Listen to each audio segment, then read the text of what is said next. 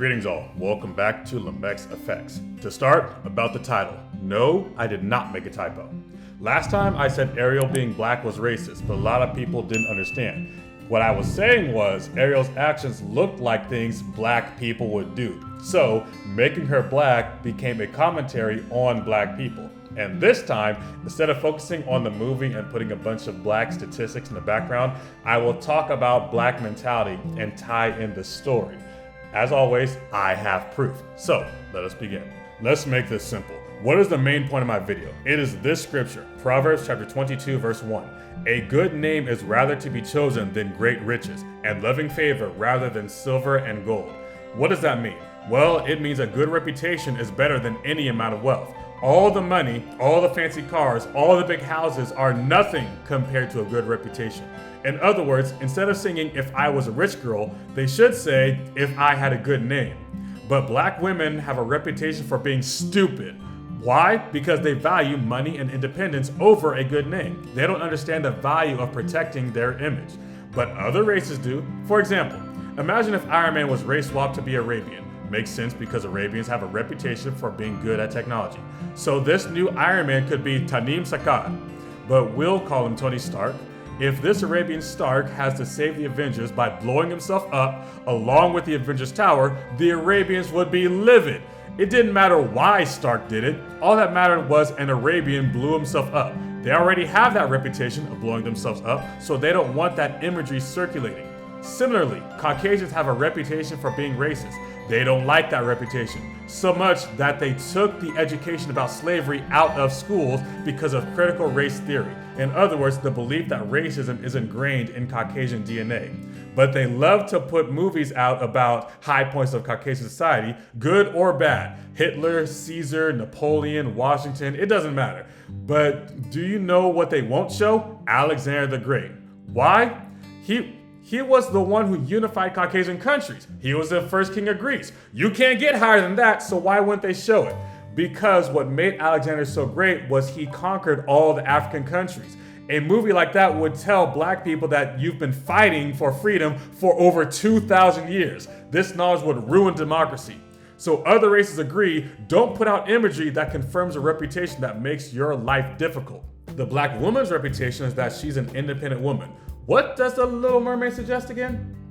Like Ariel, black women have the reputation of being argumentative, so I know what they're thinking. It's just a movie about mermaids. How can it affect me? So I need to show why other races are defensive about what is put on TV about them. Let's look at the effects of fantasy on the population. In America, Asian girls are the most popular. If you search how popular are Asian girls, like I just did, you'll find everyone asking why they are so popular.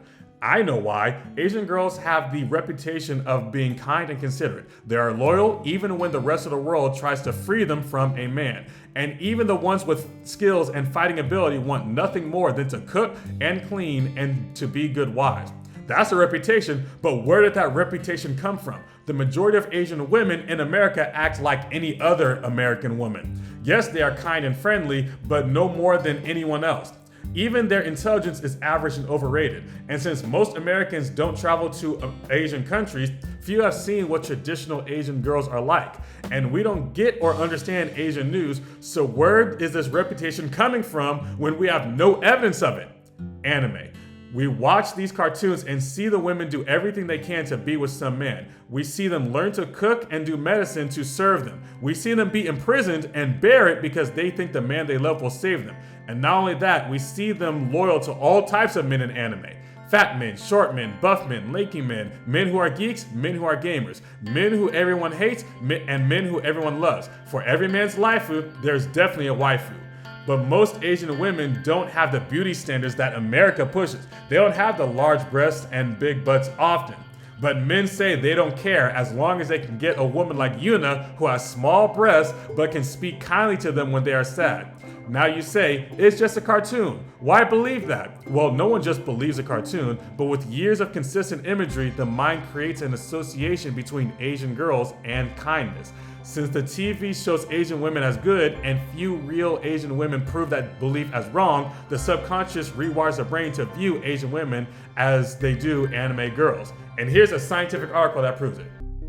Now, with that said, here are God's words. Ecclesiastes chapter 26, verse 14. A silent and loving woman is a gift of the Lord, and there is nothing so much worth as a mind well instructed. So the way that the Asian women are portrayed in media is something that God says is a gift from God. That's why everyone wants it. Now, if Asian women are the most desired race of women, guess who is the least? That's right, the black woman. But black women would say all the man wants is a large butt and big breast. But most Asian women don't have that, but everyone wants them.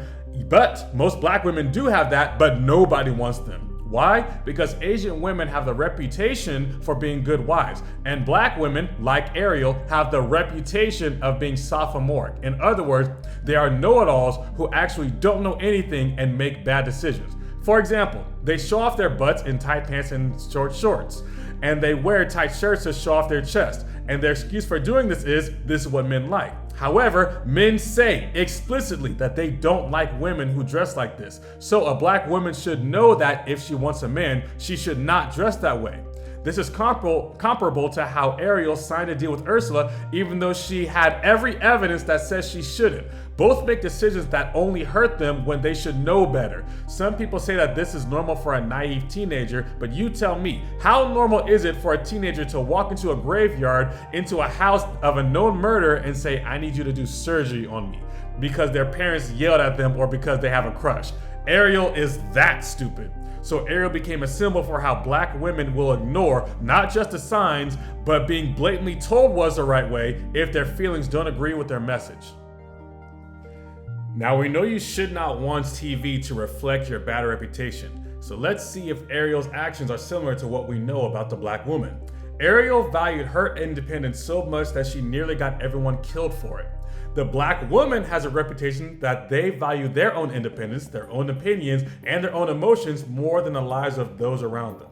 For example, what is the biggest problem in the black community? Crime.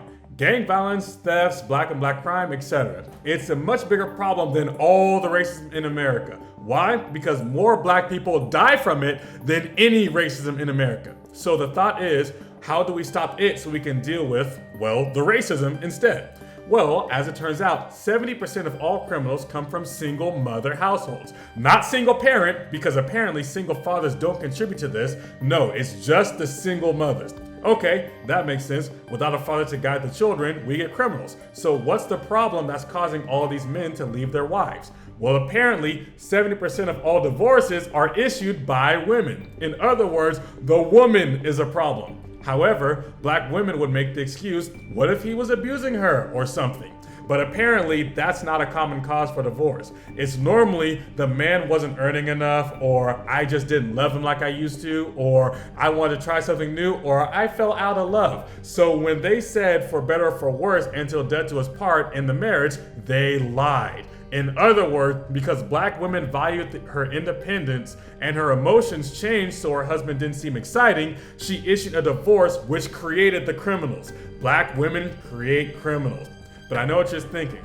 If black women create criminals, I can just get an abortion. So let's follow that. Apparently black women are already on that idea. So between 1973 and 2015, black women have murdered 19 million black babies. In other words, between crime and abortion, black women are the cause of more black death than anything else in America. And anything else can somehow be traced back to black women as a progenitor of that problem, like poverty. Divorce leads to poverty as the men pay child support and cannot leave an inheritance to their children. So divorce creates generational poverty. The same way the black woman's decision destroyed the black community, Ariel's decisions nearly get her killed, her father enslaved, and her kingdom destroyed. I think in the movie, her father actually dies, right? Many black women will say, it sounds like you just don't like black women. No, that's another lie. I can just read, and the statistics show a definite problem. If they don't want people to say this about them, they should stop proving the statistics right. But instead, the way black women destroy their community is comparable to how Ariel nearly gets her kingdom destroyed. So, Ariel is a black woman. Nope, I'm still not done because I just said that the black women destroy the houses through divorce. So let's see what God says. Proverbs chapter 14, verse 1. Every wise woman buildeth her house, but the foolish plucketh it down with her hands. So, stupid women issue divorces for reasons other than they're actually in literal danger. And did I say that every problem can be traced back to the black woman issuing divorces as the origin of every single problem in the community? Well, Leviticus chapter 19, verse 29. Do not prostitute thy daughter to cause her to be a whore, lest the land fall to whoredom and the land become full of wickedness. So to be a whore in a dictionary is to be promiscuous. Promiscuous means to have multiple sexual partners, which you would have if you had a divorce and then married someone else. So God says that having stuff like this would make the land full of wickedness. So all the weak men that you complain about, saying that why are the men so weak, is because the woman raised that weak man. All the criminals are there because a woman raised them. All the abusive men because a woman raised them. All of the poverty because a woman created divorces. Every single problem we have in the black community goes back because the black woman decided she wanted a divorce. Every single one. And the scary thing is, it's not me saying that, this is God saying it. I'm just showing the statistics for why God said it. So, black women have a reputation for being disloyal, prostitutes, creators of criminals, and destroyers of worlds because they want their independence. Now, remember when I said you don't want imagery that confirms a bad reputation? Well, everything I said about the black woman is shown in the character Ariel. Because she wanted her independence and to follow her own emotions, she nearly got herself killed and her kingdom destroyed. Just as black women know the effects of divorce, because many black people experience them firsthand as their own mothers had divorces, Ariel knew the consequences of trusting Ursula, the universally hated sea witch. Check it. She saw a man she didn't even speak to, and after a few minutes she wanted to spread her legs. But since she didn't have legs to spread, she went to Ursula to go get some. Both ignored their better judgment in order to be independent and follow their own heart, to live their truth, to do what they think is right. Therefore, I am convinced someone saw that Ariel was independent and strong-willed and thought, black women are independent and strong-willed, let's make her black. And you should be insulted that that was so easy to make that comparison. Therefore, Ariel is not a character who happens to be black or happens to be race swapped. Since she also acts in ways black women are known to act, she becomes a representation of what a black woman is. She is black representation. The definition of representation is the description or portrayal of someone or something in a particular way or as being of a certain nature. Basically, Ariel shows how black women are. And what are black women? Well, according to the dictionary, black means characterized by tragic or disastrous events, causing despair or pessimism. Like people are pessimistic about marrying black women. In other words, black women are poor, unfortunate souls. Black also means evil or wicked, but we're not going to talk about that. Or did we already? Now, what is the consequence of a movie like this? The consequence is black women are confirmed to be headstrong and independent to the point of destruction.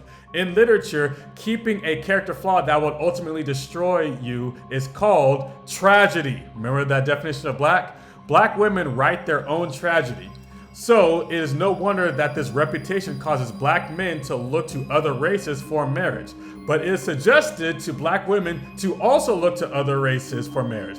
But because of that reputation, 80% of men who are not black would never consider a black woman, because headstrong, independent women create the statistics I showed you today. But black women will watch and see black Ariel follow her heart and be independent, but still get her prince. So black women who value their emotions will believe that they can be independent and get a prince too. And they stay independent even though everyone hates them for it. Therefore, this imagery makes it more difficult for black women to get what they want, a good man. That's why you should be insulted by black Ariel. I know some will say, you can't say that, it's just a movie. But here's something to consider. Here's an article called The Effect and the Implication for Racial Minority Group. It shows that in modern day and in the past, the black woman is portrayed as the Jezebel. The Jezebel is a hypersexual woman who is not satisfied with black men and therefore goes to Caucasian men. This article also said that this perception is damaging to the black person's psychology. Why is it damaging? Because this other article called Through the Eyes of a Child, Representation of Blackness in Children's Television Programming, It shows that what the child sees on TV about black people affects how that black child sees himself and other black people. So the media is why the black men are seen as goofy, if not dangerous, and the black women are seen as evil, over-sexualized, and independent. 1 Corinthians chapter 15, verse 33. Be not deceived. Evil communications corrupt good manners. Didn't the Boondocks do something about black evil TV? But anyway, I look forward to your ad hominems. Ad hominem means against the man. Basically, you can't handle the truth and you can't prove me wrong, so you attack me. You can't prove that Ariel's actions don't resemble how black women think. You can't prove that these thoughts are not driving men away. You can't prove that the actions of black women are not destroying the black community. And you can't prove that these movies do not affect how people view the world, because I have the proof that says otherwise. And because you can't prove my points wrong, you will attack me personally because I speak the truth. Galatians chapter 4, verse 16. Am I therefore become your enemy because I speak the truth? In other words, black women should be protective about their reputation and not allow images or events that confirm thoughts that make people afraid of or angry at them. And they should be mindful about how images they support will affect their population in the long run. Now, about subliminal messaging. I saw that Genie was Will Smith. That's racist. I'll show you historically why next time on Limbex Effects.